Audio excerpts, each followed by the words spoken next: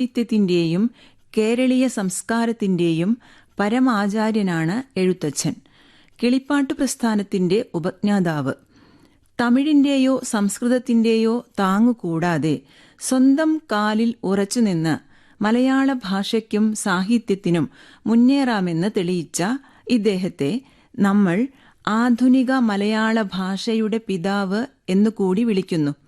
അധ്യാത്മരാമായണം കിളിപ്പാട്ട്, മഹാഭാരതം കിളിപ്പാട്ട് എന്നിവയാണ് എഴുത്തച്ഛന്റേതെന്ന് ഉറപ്പിച്ചു പറയാവുന്ന കൃതികൾ.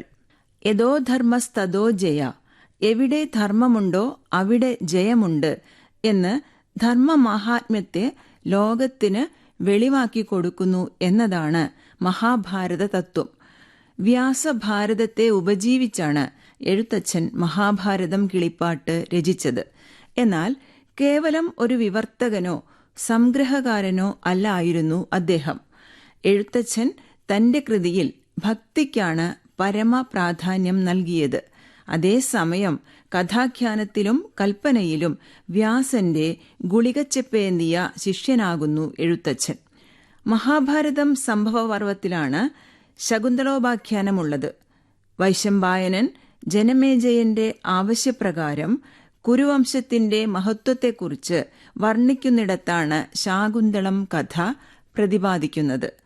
ഉപാഖ്യാനങ്ങളിൽ ഏറെ പ്രചാരം നേടിയിട്ടുള്ള ഒന്നാണ് ശകുന്തളോപാഖ്യാനം. ഇതിനെ ആധാരമാക്കി നിരവധി കൃതികൾ രചിക്കപ്പെട്ടിട്ടുണ്ട്. കാളിദാസന്റെ അഭിജ്ഞാന ശാകുന്തളം, AR രാജരാജവർമ്മയുടെ മലയാള ശാകുന്തളം, ആറ്റൂർ കൃഷ്ണപിഷാരടിയുടെ കേരള ശാകുന്തളം, ഇങ്ങനെ നീളുന്നു ആ പട്ടിക. എഴുത്തച്ഛന്റെ മഹാഭാരതം കിളിപ്പാട്ടിൽ 300 ഈരടികളിലായാണ് ശകുന്തളയുടെ കഥ വികസിക്കുന്നത്. ഗാന്ധർവ വിധിപ്രകാരം തന്നെ വിവാഹം ചെയ്ത ദുഷ്യന്തന്റെ കൊട്ടാരത്തിലേക്ക് ശകുന്തള പുത്രനോടൊപ്പം എത്തിച്ചേരുന്നു. ദുഷ്യന്തൻ ശകുന്തളയുമായുള്ള പൂർവ്വബന്ധം മറന്നുപോയതിനാൽ അവളെ കെട്ടവളെന്ന് കരുതി ആക്ഷേപിക്കുന്നു. ആത്മാഭിമാനത്തിന് മുറിവേറ്റ ശകുന്തള തന്റെ വ്യക്തിത്വം നിലനിർത്താൻ നടത്തുന്ന ശ്രമമാണ് കണ്ണാടി കാൺമോളവും എന്ന പാഠഭാഗത്തുള്ളത്. ദുഷ്യന്തന്റെ ശകാരവാക്കുകളോടെയാണ് പാഠം ആരംഭിക്കുന്നത്. സ്ത്രീകൾക്ക് ധാർഷ്ട്യം വളരെയുണ്ടെന്ന് കേട്ടിട്ടുണ്ട്, ഇതുവരെയും കണ്ടിട്ടില്ലായിരുന്നു. കുലടയായ നീ എന്റെ മുന്നിൽ വന്ന് കുലീനയായി ഭാവിച്ച് അതുമിതും പറഞ്ഞുകൊണ്ടിരിക്കുന്നത് നിർത്തുക. സ്വർണവും രത്നങ്ങളും മുത്തുകൊണ്ടുള്ള ആഭരണങ്ങളും വസ്ത്രങ്ങളും നിനക്ക് ഞാൻ വേണ്ടുവോളം തരാം. അവ വാങ്ങി സമയം കളയാതെ നീ നിനക്കൊത്ത ദിക്കിന്നു പൊയ്ക്കൊള്ളണം. കോകിലത്തെപ്പോലെ നീയും അന്യനാൽ വളർത്തപ്പെട്ടവളാണ്. നിന്നെ കണ്ടു നിൽക്കാൻ എനിക്കാഗ്രഹമില്ല.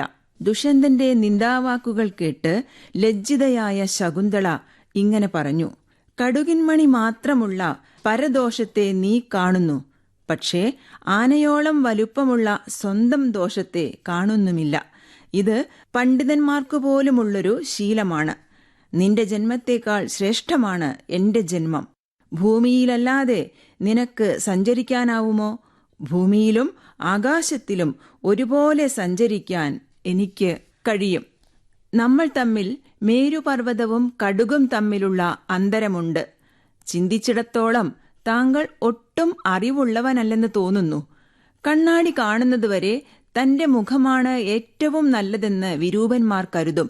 സ്വന്തം കുറ്റങ്ങൾ അറിയാതെ മറ്റുള്ളവരുടെ കുറ്റങ്ങൾ പറഞ്ഞുകൊണ്ടിരിക്കും. കുറ്റമില്ലാത്ത ജനം മറ്റുള്ളവരെ അല്പം പോലും നിന്ദിക്കുകയില്ല. അതാണ് അവരുടെ ഗുണം. നിത്യവും തെളിഞ്ഞ ജലത്തിൽ കുളിച്ചാലും ആനയ്ക്ക് പൂഴികൊണ്ടുള്ള കുളിയാണിഷ്ടം. ഇതുപോലെ സജ്ജനങ്ങളെ നിന്ദിക്കുമ്പോഴാണ് ദുർജനങ്ങൾക്ക് സന്തോഷമുണ്ടാകുന്നത്. എന്നാൽ സജ്ജനം ഒരിക്കലും ദുർജനത്തെ നിന്ദിക്കുകയില്ല. സത്യവും ധർമ്മവും വെടിഞ്ഞ പുരുഷനെ ക്രുദ്ധനായ സർപ്പത്തേക്കാൾ പേടിക്കണം. അത്തരക്കാരോട് പണ്ഡിതന്മാർ ശുഭാശുഭകാര്യങ്ങൾ പറഞ്ഞാൽ അവർ അശുഭം മാത്രമേ ഗ്രഹിക്കുകയുള്ളൂ. നന്മയുള്ളവൻ നല്ലതു മാത്രം ഗ്രഹിക്കുന്നു. വെള്ളവും പാലും ചേർത്തതിൽ നിന്ന് അരയന്നം പാൽ മാത്രം വേർതിരിച്ചു കുടിക്കുന്നത് പോലെയാണത്. ശകുന്തള ഇപ്രകാരം പറയവേ ആകാശത്തുനിന്ന് അശരീരി കേൾക്കുന്നു: ദേവസ്ത്രീ സമയായ ശകുന്തളയെയും സ്വന്തം പുത്രനെയും നീ സ്വീകരിക്കുക. രാജഭരണം വൈകാതെ മകനെ ഏൽപ്പിക്കുക. അങ്ങനെ അവൻ ഭരതനെന്ന പേരിൽ പ്രസിദ്ധനായിത്തീരും. ദേവന്മാരുടെ വാക്കുകൾ ദുഷ്യന്തൻ ശിരസാ വഹിച്ചു. ശകുന്തള ഭർത്താവിനോടൊപ്പം സന്തോഷപൂർവ്വം കഴിഞ്ഞു. എഴുത്തച്ഛന്റെ ശകുന്തളോപാഖ്യാനം ഇങ്ങനെ അവസാനിക്കുന്നു. ദുഷ്യന്തനെയും ശകുന്തളയെയും നമുക്ക് മുന്നിൽ അവതരിപ്പിച്ചുകൊണ്ട് ശക്തമായ സാമൂഹിക വിമർശനത്തിനുള്ള വഴിയൊരുക്കി തരുന്നുണ്ട് എഴുത്തച്ഛൻ.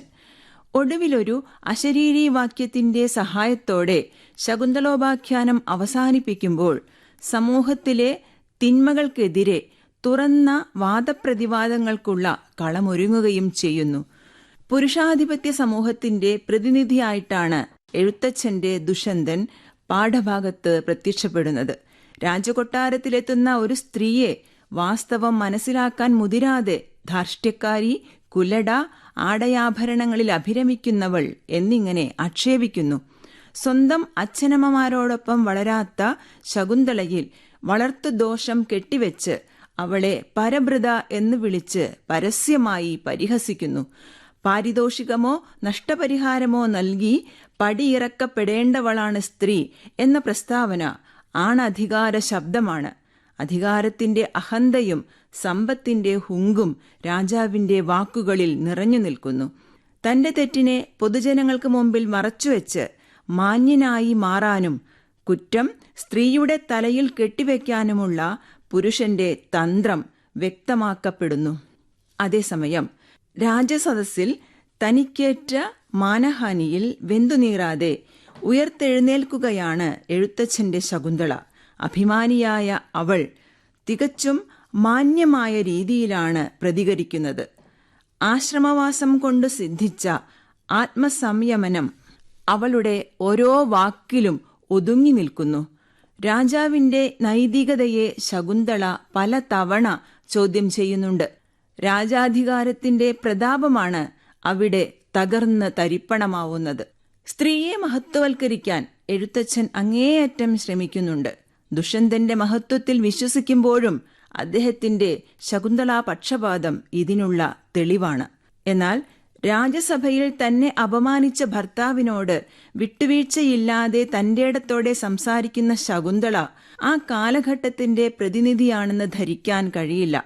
സാഹിത്യത്തിലെ സ്ത്രീയും ജീവിതത്തിലെ സ്ത്രീയും തികച്ചും ഭിന്നമായിരുന്നു. സാഹിത്യകൃതികളിൽ അഭിപ്രായ സ്ഥിരതയും ചങ്കൂറ്റവുമുള്ള വ്യക്തികളായി സ്ത്രീകളെ അവതരിപ്പിക്കുമ്പോൾ നിത്യജീവിത യാഥാർത്ഥ്യങ്ങൾ മറിച്ചായിരുന്നു. അധികാരം എന്തിനുമുള്ള അവകാശമായിരുന്ന ആ കാലത്ത് രാജാക്കന്മാർക്ക് യഥേഷ്ടം ഉപയോഗിച്ച് വലിച്ചെറിയാവുന്ന ഉപഭോഗ വസ്തുവായിരുന്നു സ്ത്രീ. മാനുഷികമായ അവകാശങ്ങൾ അവതരിപ്പിക്കുവാനോ ആവശ്യപ്പെടുവാനോ അവൾക്ക് അന്ന് കഴിയുമായിരുന്നില്ല. സ്ത്രീ സുരക്ഷയെക്കുറിച്ചും സ്ത്രീ സ്വാതന്ത്ര്യത്തെക്കുറിച്ചുമുള്ള തന്റെ കാഴ്ചപ്പാടുകൾ അവതരിപ്പിക്കാനും സമൂഹത്തിൽ നടമാടിയിരുന്ന അനീതികളെ ജനസമക്ഷം തുറന്നുകാട്ടി തിരുത്താനുള്ള അവസരമൊരുക്കാനും ഇതിഹാസ വിവർത്തനത്തിലൂടെ എഴുത്തച്ഛൻ ശ്രമിച്ചിരുന്നു എന്ന് വ്യക്തമാണ്. തന്റെ മുന്നിൽ തകർന്ന് തരിപ്പണമായി കൊണ്ടിരുന്ന ജനതയുടെ നവോത്ഥാനമായിരുന്നു അദ്ദേഹത്തിന്റെ ലക്ഷ്യം. ഭക്തിമാർഗത്തിലൂടെ മാത്രമേ ജനങ്ങളെ വിമലീകരിക്കാനാവൂ എന്ന് അദ്ദേഹത്തിനു മനസ്സിലായി. ഭക്തിയും കവിത്വവും അദ്ദേഹം നിർമ്മല ഭാവത്തിൽ സമന്വയിപ്പിച്ചു. ബ്രാഹ്മണ്യം കൊണ്ടും കയ്യൂക്കുകൊണ്ടും അധികാരം കൊണ്ടും എന്തും നേടിയെടുക്കാമെന്ന വിശ്വാസത്തെ ഭക്തിപ്രസ്ഥാനം ചോദ്യം ചെയ്തു. രാജാവിനെ പോലും നേർവഴിക്കു നയിക്കാൻ ഭക്തിയെ മുഖ്യ ആയുധമാക്കി മാറ്റുന്നു. ശകുന്തളോപാഖ്യാനത്തിനൊടുവിൽ കേൾപ്പിക്കുന്ന അശരീരി ഇതിനുള്ള പ്രത്യക്ഷ തെളിവാണ്. അശരീരി ദൈവവാക്യമാണ്. ഇതിഹാസങ്ങളിൽ പലയിടങ്ങളിലും അശരീരികളും ദേവന്മാരുടെ സാന്നിധ്യവും മനുഷ്യജീവിതത്തിനിടയിൽ സംഭവിക്കുന്നത് കാണാം. എഴുത്തച്ഛനും ദുഷ്യന്തന്റെ തെറ്റുതിരുത്താനായി അശരീരിയെ കൂട്ടുപിടിക്കുന്നു. ഈശ്വരഹിതം കേട്ടതോടെയാണ് ദുഷ്യന്തൻ തെറ്റ് തിരുത്താൻ തയ്യാറാവുന്നത്. അശരീരി വാസ്തവത്തിൽ ഒരു തിരുത്തൽ ശബ്ദമാണ്. ഭരണകൂടം തെറ്റായ വഴിക്ക് നീങ്ങുമ്പോൾ അതിനെ ചോദ്യം ചെയ്യാനും തെറ്റ് ചൂണ്ടിക്കാണിക്കാനും ജനകീയ ഇടപെടലുകൾ നടക്കാറുണ്ടല്ലോ. വർത്തമാനകാലത്തോട് ചേർത്ത് വെച്ച് ഇതിഹാസകൃതികൾ വായിക്കുമ്പോൾ അശരീരിയെ നിരൂപണം ചെയ്യേണ്ടത് ഇങ്ങനെയായിരിക്കണം. എന്തായാലും തത്വചിന്തയ്ക്കും ഭക്തിക്കുമൊപ്പം സാമൂഹിക വിമർശനവും എഴുത്തച്ഛൻ ലക്ഷ്യമിട്ടിരുന്നു എന്ന് നമുക്ക് ബോധ്യമാവുന്നു. മലയാള ഭാഷയുടെ ആധുനീകരണത്തിന് എഴുത്തച്ഛൻ നൽകിയ സംഭാവനകൾ വളരെ വലുതാണ്. എഴുത്തച്ഛനു മുമ്പ് രാമചരിതം, പ്രാചീന മണിപ്രവാളം, കണ്ണശ്ശകൃതികൾ, കൃഷ്ണഗാഥ എന്നിവയിലൂടെ വളർന്ന മലയാളം എഴുത്തച്ഛന്റെ കൈകളിലെത്തിയപ്പോൾ കൂടുതൽ കരുത്തും കാന്തിയും ഉള്ളതായി മാറി. കാവ്യഭാഷയുടെ കരുത്തിനും കാന്തിക്കും നിദർശനമാണ് ശകുന്തളോപാഖ്യാനത്തിലെ വരികൾ എന്ന് എഴുത്തച്ഛൻ എന്ന കൃതിയിൽ ONV കുറുപ്പ് അഭിപ്രായപ്പെടുന്നു. സംസ്കാരമുദ്ര പതിഞ്ഞ നാട്ടുമലയാള പദങ്ങൾ നിരവധിയുണ്ട്. കെട്ടുകേളി, കടുകിൻമണി തുടങ്ങി നിത്യജീവിത സാഹചര്യങ്ങളിൽ നിന്നും നാട്ടുസംസ്കാര ഇടങ്ങളിൽ നിന്നും രൂപപ്പെട്ട പദങ്ങളെ കാവ്യഭാഷയിൽ പ്രയോജനപ്പെടുത്തുന്നത് എഴുത്തച്ഛന്റെ രചനാ സവിശേഷതയാണ്.